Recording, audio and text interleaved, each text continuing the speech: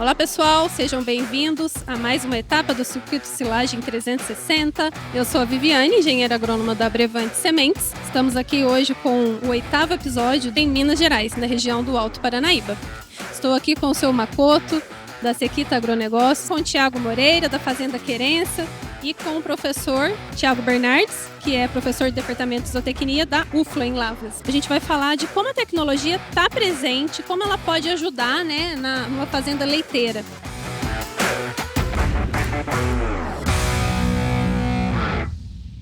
A tecnologia ajuda ou atrapalha? Como que é aqui na propriedade, seu Makoto? Não, com certeza a tecnologia sempre ajuda. Imagine só, por exemplo, antes do celular, que a gente tivesse celular, hoje com o celular, o quanto que ajuda, né? Isso é um exemplo para nós. Agora hoje, por exemplo, em termos de tecnologia, imagine só, por exemplo, nessa questão, por exemplo, do melhoramento genético, né? Através da avaliação genômica, que a gente avança muito rapidamente, e dizer assim que a tecnologia faz com que a gente possa ter mais tranquilidade, porque a gente tem mais dados na nossa mão. Então isso significa que é necessária essa parte da tecnologia. Só um exemplo, tanto faz na parte da questão do leite como na carne. Questão do leite, por exemplo, com certeza hoje, pela produção do nosso país, que é em torno de 5 quilos por vaca dia, imagine só o gás metano dessa vaca.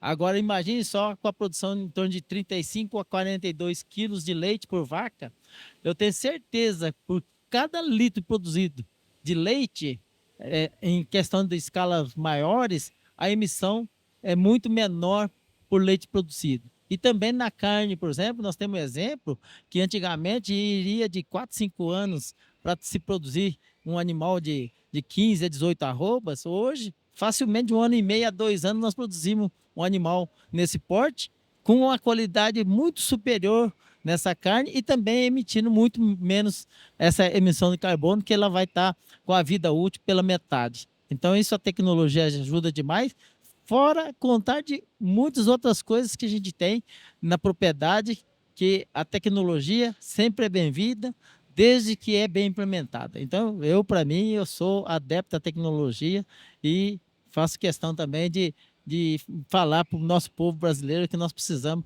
aderir a esse processo. Ajuda na propriedade? Com certeza. Ô Thiago, lá na sua propriedade hoje, aí, que produz 8 mil litros de leite dia, me dá um exemplo do que a tecnologia facilita o seu manejo. Viviana, a tecnologia assim, é indispensável para a gente, né? É através dela que a gente vê os parâmetros de, por exemplo, uma eficiência reprodutiva, de produção. Então a tecnologia traz tudo para a gente. Então, assim, as tomadas de decisão são através disso, né? Então a tecnologia é muito importante em todo setor, assim, a gente está avaliando, é indispensável ter ela na fazenda, né? Sem tecnologia não se evolui. Ficaria difícil, né? Chegar onde vocês chegaram. Ficaria aí. difícil. A evolução fica difícil, porque você não tem um parâmetro para você avaliar, né? Professor Thiago, pensando em conservação de alimento, né, numa silagem, o que a tecnologia pode auxiliar? Eu consigo melhorar aí minha conversão, a minha qualidade, seja do leite, a minha conversão de carne, com a tecnologia, pensando na alimentação? Sim, nos últimos anos nós tivemos um avanço intenso na área de conservação de alimentos, na área de nutrição, né? Começando aí pelas lavouras, né? Com sementes geneticamente modificadas. Isso modificou completamente os cultivos que nós tínhamos no passado, né? Depois a gente parte para a parte de colheita. Antigamente colhia-se silagem com uma máquina tracionada por trator. Era uma linha por vez, né? Obviamente as propriedades também eram um pouco menores, mas às vezes tinha propriedades que ficavam 15, 20 dias fazendo silagem. Hoje tem os equipamentos, as máquinas autopropelidas, que conseguem dar velocidade nisso. A própria fazenda pode ter, ou você tem um serviço terceirizado. Aí essas máquinas vieram acopladas com um kit já de processador de grãos, ou seja, falando um pouco mais a língua do nutricionista, porque na nutrição nós sabemos que não basta só produzir grãos, mas esse grão ele precisa estar processado, ele precisa estar quebrado, ele precisa estar disponível para a vaca, né? Essas máquinas também conseguem nos dar tamanho de partícula um pouco mais longo, para manter mastigação e saúde ruminal. Enfim, são muitas as coisas. Inúmeros parâmetros. Os aditivos utilizados tanto na silagem quanto na nutrição, né? Aditivos que melhoram a fermentação ou melhoram após a abertura, aditivos que vão modular a fermentação do rumen da vaca. Então, sim, são muitas tecnologias, né? A vaca no seu curral, ela pode ela pode ter colar, por exemplo, mensurando mastigação. Hoje em dia já tem equipamentos que ficam acoplados dentro do rumen que mensura pH. Ou seja, se você mensura o pH dentro do rumen, você está vendo saúde ruminal. Então, são muitas tecnologias, né, que estão disponíveis hoje, mas também são muitos os dados. E aí a gente precisa estar pronto para poder gerenciar Trabalhar tudo esses isso, para poder dados. trabalhar tudo isso. Por isso que a questão de gestão é super importante. Porque não adianta você ter os dados e não conseguir trabalhar esses dados, né? Então, conseguir fazer uma boa gestão desses dados também é super importante. Esse é um ponto importante, professor. Então, muitas vezes a universidade ela gera vários trabalhos, né, conteúdos importantíssimos, tecnologia. Como fazer com que isso chegue até o produtor rural, chegue até o Thiago, chegue até o seu Makoto, de forma realmente eficiente, né? As universidades, os institutos de pesquisa produzem muitas inovações hoje, mas infelizmente no Brasil nós temos algo que é falho, que é extensão rural, né? A gente ainda precisa melhorar o nosso processo de extensão. Os americanos fazem uma universidade um pouco diferente, né? Os professores são pagos por fazer extensão. Aqui no Brasil a gente não tem isso. Nós somos pagos somente para fazer ensino, né? Mas talvez ao longo dos anos a gente consiga melhorar isso. Mas hoje a extensão ela vem vindo por meio principalmente dos eventos que são feitos. Acho que nos últimos 10, 15 anos tem muitos eventos grandes, eventos que reúnem até 1.000, 1.500 produtores, né? São poucos, mas a gente tem isso no Brasil. Nós temos os eventos pequenos, que são feitos mais regional ou local, municipal, onde consegue-se fazer um pouco de extensão também, né? E, obviamente, as empresas que estão no campo, no dia a dia, são capacitadas, né? Tem pessoas capacitadas e acabam levando as inovações que nós produzimos para dentro das fazendas, né? Então, hoje no Brasil, basicamente, a gente tem feito extensão dessa forma.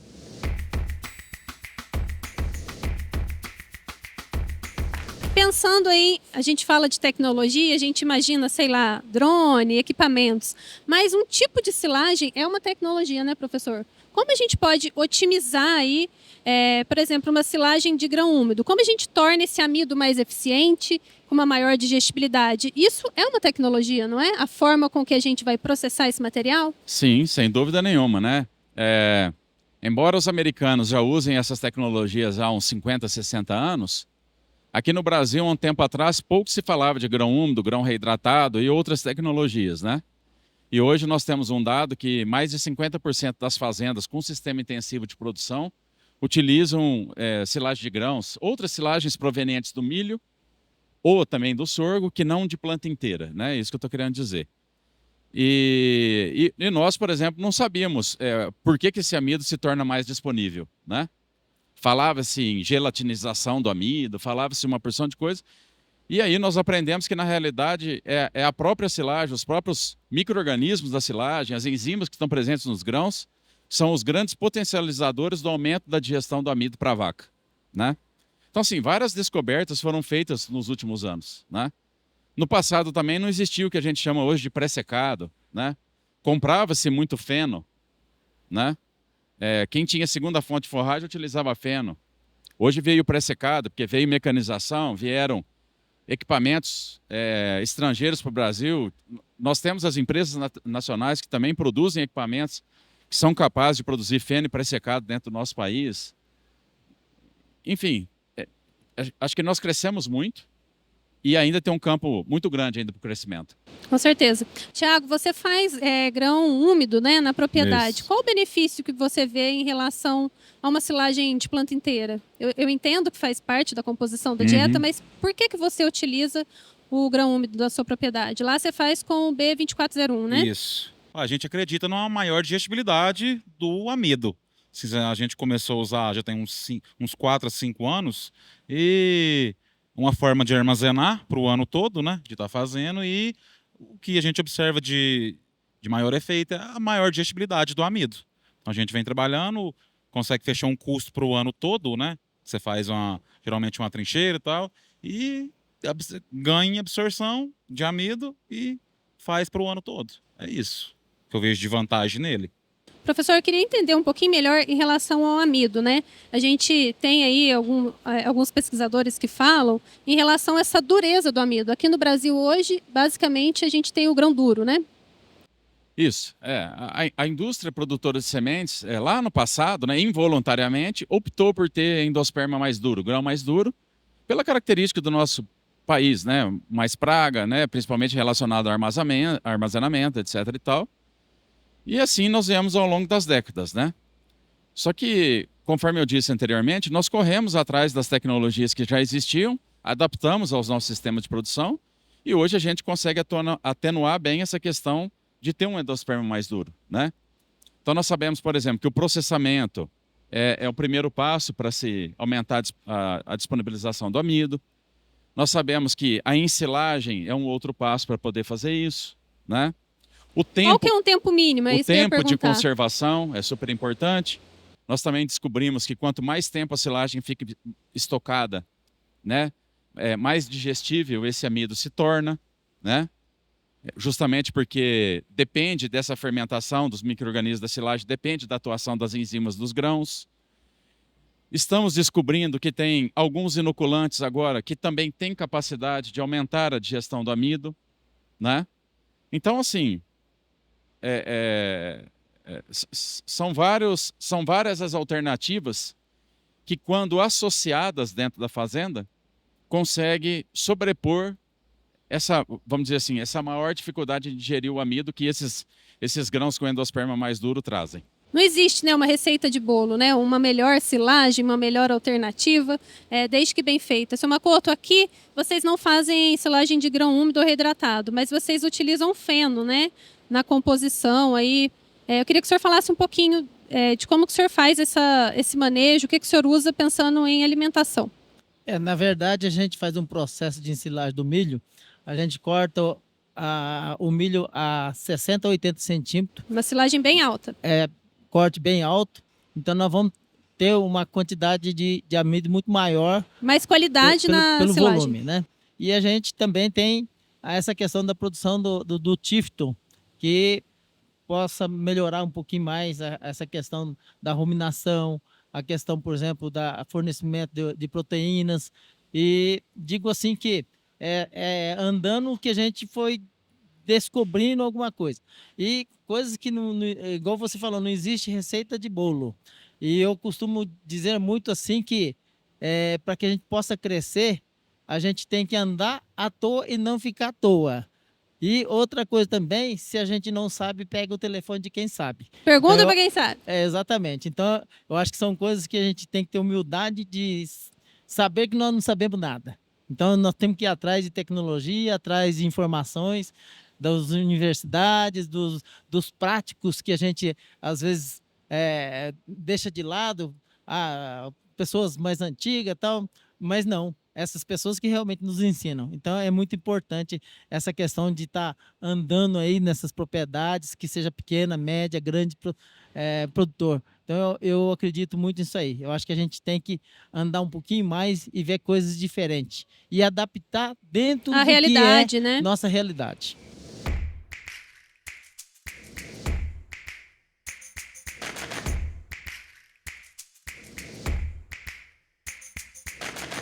Desafios, eles são comuns, né, dentre o produtor de leite, mas a realidade de cada propriedade ela é particular, né, Thiago? Sem dúvida. Nós também, uma coisa que eu não ressaltei, nós também fizemos grãundo de sorgo. De sorgo. Isso. E qual foi o resultado? Não, nós ainda não abrimos não o grão. Porém, assim, quanto tempo ele vai ficar ele ensilado? vai ficar fechado uns 7, 8 meses. Vai dar bem para nós ter uma É um noção. tempo bom, professor? Sim, é um tempo bom.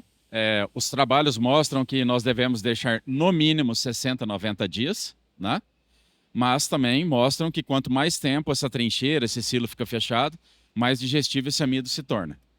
E o sorgo tem uma qualidade, né, de amido bem interessante também, né? Uma quantidade e qualidade, né? E o sorgo, você pegando um ano igual esse que parece que as chuvas vão atrasar, vai ser seu safrinha lá na frente, né? Se optar pelo sorgo, a sua segurança Sim. é bem maior, né? Entra como Você uma... produz com pouca chuva. uma possibilidade aí para uma safrinha que te entregue mais qualidade, né? Que te Sem entregue dúvida. mais amido, né? E a gente tem uma redução na safrinha, né, professor, de proporção grão, sabugo, palha, né? O milho ele acaba tendo menos grão, né? Um grão mais leve, né? Vai me entregar mais palha, sabugo, proporcionalmente no verão. Quando a gente vai para o sorgo, a gente pode diminuir um pouquinho essa proporção, né? Exatamente. Sorgo é uma alternativa, né, para áreas onde você tem restrição hídrica, igual safrinha, ou às vezes verão com restrição, né? Para fornecimento de uma dieta menos energética, por exemplo, para novilha, quando a gente fala de planta inteira, né? E há a possibilidade também de se fazer o reidratado de sorgo, né? Conforme o Tiago citou, que o sorgo e o milho secos, eles têm um valor nutritivo um pouco distantes, né? Mas quando eles são ensilados, eles têm um valor nutritivo muito próximos, né? Porque o sorgo acaba tendo um bom ganho em digestibilidade quando comparado com o milho, né? Ou seja, quanto pior a digestibilidade quando seco, maior é o ganho de quando ele é ensilado, né? E aí eles acabam se equiparando muito quando eles são ensilados, né? Então é uma outra alternativa também. Obviamente a ideia não é ficar substituindo milho por sorgo, não é isso que nós estamos discutindo aqui. É um complemento, É uma alternativa, né? Uma alternativa. É logística, é preço, é localização da propriedade, enfim, tem que levar várias coisas em conta, né? Uma janela de safrinha mais curta, né? Exato. Que o milho já talvez não seja É um grão tão menor, rentável. com um desafio maior de também se fazer o processamento. Isso Então, é importante, tudo isso tem né? que, O grão né? ele tem que ser quebrado assim como o milho, né? Isso. Então, tudo isso precisa ser avaliado antes de nós tomarmos a decisão para qual lado a gente deve seguir, né? Muito bom, muito bom. Pensando aí nos desafios futuros, eu queria ouvir dos três aqui. O que vocês enxergam de maior desafio pensando em tecnologia? A gente ouve muito que onde tem tecnologia não tem sustentabilidade. Seu Makoto, queria ouvir. Pelo que eu estou vendo aqui, eu acho que vocês otimizam muito o uso da terra, né? Otimizando o uso da terra, vocês estão sendo mais sustentáveis, né? Eu queria que o senhor falasse um pouquinho em relação à sustentabilidade e tecnologia. Caminham junto, não caminham? Com certeza caminha junto. Principalmente essa questão da integração lavoura-pecuária nos traz uma tranquilidade muito grande e a segurança também. Por quê? Porque nós utilizamos praticamente os dejetos, né, dos biofertilizantes para plantio de milho, tanto milho grão como milho para silagem, e isso faz com que a gente tenha maior produção, maior qualidade. Então, e além de a gente ter uma economia muito grande, só para você ter uma ideia, nas nossas lavouras de milho, a gente praticamente economiza 80% nessa sede que está instalada a parte leiteira. Por quê? Porque nós não precisamos nem disponibilizar nem nitrogênio nem potássio para as culturas de milho, simplesmente um pouquinho de fósforo. Então, com 20% somente da necessidade, além de ter mais produtividade. Então, essa tecnologia é muito, muito boa, essa integração lavoura-pecuária, e sem tecnologia a gente realmente não tem condições de ter um crescimento maior da nossa pecuária. Só para você ter uma ideia, essa evolução genética também se dá muito na questão da avaliação genômica. Isso teve um acréscimo muito grande na nossa produção. Então, hoje, por exemplo, dentro da avaliação genômica, nós temos muitos animais já dentro dos top 100 avaliados genomicamente. Então, eu acho que é muito importante evoluir na parte nutricional da pecuária, como também na parte da genética e também no conforto dos animais. Aí, com esses 3 pilares, eu tenho certeza que a gente, sendo bastante assíduo dentro do negócio, nós temos certeza que o negócio vai. E caminha junto mesmo, né? Com certeza. Ô, Tiago, pensando aí em genética, a gente consegue fazer com que uma vaca produza mais, né? Uma genética melhor. Eu estou otimizando o mesmo espaço com o mesmo animal. Isso é tecnologia, né? Sem dúvida, né? Isso é o que nós precisa, porque você tem a instalação. Então, um animal ruim ocupa o mesmo lugar de um animal bom, né? Então, você quer padronizar para trazer genética, eficiência e produção. Você tem que aproveitar o espaço, né? E tudo, pensando em genética, em conversão alimentar, qualquer coisa em si é o futuro, não tem jeito. Temos que trabalhar pensando nisso aí, ainda mais que, né?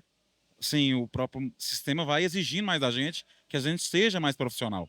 Mais sustentável e mais rentável, né? Não tem jeito, que jeito, ser sustentável, né? Mas tem que ter rentabilidade, sem dúvida. né? Você faz, estava comentando ali, você faz o custo de um lote de vaca de 40 litros de leite e um custo de um lote de vaca de 30 litros de leite, a diferença é muito grande. É gritante. Com quase a mesma alimentação, muda muito pouca coisa. Então, sim, tem que trabalhar, né, com genética e eficiência, além de tudo, justamente. né?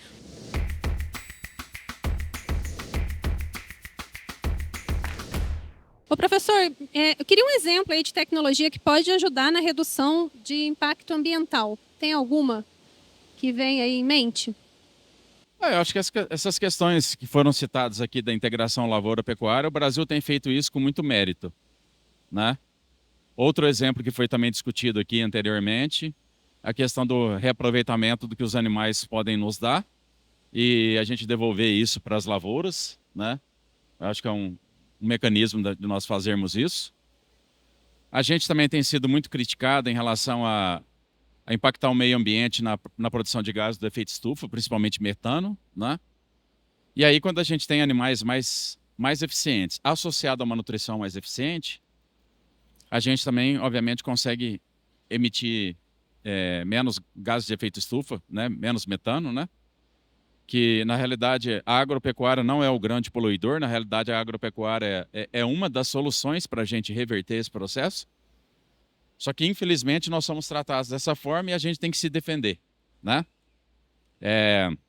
Eu, recentemente, em junho desse ano, eu estava num congresso no Canadá, e aí, quando eu entrei no elevador, eu estava no hotel e fui descer até o saguão, eu entrei com 2 casais canadenses e eles viram o meu crachá, que estava escrito... Brasileiro. Simpósio de agronegócio. Leite, né, de agronegócio. E aí um deles olhou para mim e disse assim, leite, metano, impacto ambiental, né? A associação tá rápida na cabeça, né? Exato. E aí eu fiquei tão surpreso com aquilo que eu automaticamente respondi assim, não, leite, alimento, queijo, e devolvi a pergunta e perguntei se eles gostavam de leite, se eles comiam queijo. E aí, na hora, eles responderam sim, sim. Eu falei, então, nós produzimos alimento, nós não produzimos, nós não impactamos o meio ambiente, né? E aí, assim, eu acho que eu fui abençoado naquela hora, que eu tive a resposta muito rápida. Com certeza. Né? Eu consegui reverter o processo. E eu acho que, pelo menos para aquelas 4 pessoas, ficou claro que nós produzimos alimento, nós não estamos impactando o meio ambiente, né? Eu acho que é essa divulgação que nós temos que fazer, né? Porque muita gente... às vezes não tem ideia do dia a dia disso aqui, da fazenda, etc e tal, do esforço que é ser produtor rural, né, de todas as diversidades. Desafios. Precisa pelo menos nos respeitar. Nós respeitamos aquelas pessoas que não estão interessadas em comer leite e carne, né? Agora, nos respeitem, porque nós estamos produzindo para aquelas que querem. Tá? Eu acho que cada um precisa ficar dentro do seu espaço, ok? Aproveitar para parabenizar, né, 2 produtores que estão aqui, que ajudam aí a produzir alimento de forma eficiente, de forma sustentável, né, que nós estamos falando, devolvendo aí os dejetos em forma de fertilizante, enfim, sendo mais sustentável dentro do espaço em que ocupam. Os nossos parabéns. E eu que quero agradecer muito essa oportunidade, porque é o momento que a gente possa estar divulgando o que nós fazemos, né? Mesmo nessas questões ambientais, eu vejo assim muito importante a gente ter essa oportunidade de estar falando para as pessoas que realmente não entendem o que é o nosso negócio. Então, parabéns para vocês, cada vez mais nós firmamos as nossas parcerias e agradeço por estar aqui. Obrigado mesmo. A Brevante que agradece. Tiago, muito obrigada, viu? Obrigado Viano, como diz, né, a gente está aqui, que daí que vier. Obrigada pela parceria, professor. Muito obrigada. Foi muito válido aí toda a troca. Ouvir aí o que a gente tem de novidade. Sou eu que agradeço. Obviamente eu tenho a oportunidade de estar com os alunos dentro da universidade, mas quando eu estou aqui ao lado dos produtores e também tenho a oportunidade de passar um pouco de informação para o público, né, em geral, para a sociedade brasileira, eu também considero aí um grande mérito de vocês. E é um prazer muito grande estar aqui, tá? Obrigado pelo convite mais uma vez. Obrigada. Pessoal, encerramos aqui então o nosso 8º episódio, né? Nós falamos aí de como a tecnologia está presente na propriedade leiteira, falamos de sustentabilidade. E fica o meu convite aí para que vocês possam assistir o próximo episódio. No próximo episódio nós vamos falar da importância do planejamento. A importância aí de planejar a alimentação, dieta, a importância de planejar o conforto e a genética dos animais, pensando aí nas propriedades leiteiras. Muito obrigada e assistam os próximos episódios. Este conteúdo é oferecido pelo programa Silagem 360 da Brevante Sementes, que entrega para vocês soluções completas pensando em genética, híbridos de confiança, de qualidade. Silagem de qualidade só pode ser Brevante Sementes.